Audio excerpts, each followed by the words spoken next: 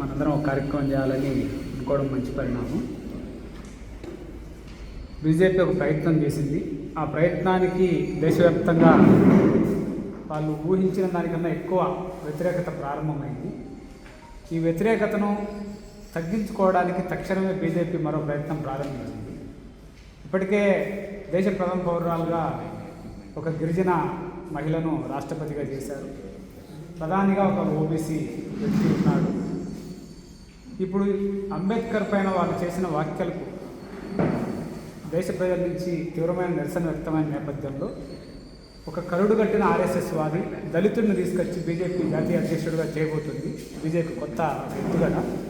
కాబట్టి బీజేపీ ప్రతి సందర్భంలో రాజ్యాంగం పైన, రాజ్యాంగంలో వడబడికను నిలబడి పనిచేస్తున్న వ్యక్తులపైన, సంస్థలపైన దాడి చేస్తూనే ఉంది ఏదో రూపంలో.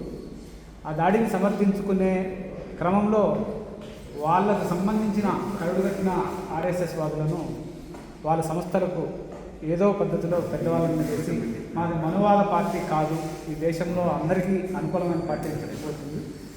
వాళ్ళు చేస్తున్న ఈ నాటకాలన్నింటినీ బయటపెట్టాలంటే మనం తీవ్రంగా వ్యతిరేకించాలి, రిజెక్షన్ చేయాలి.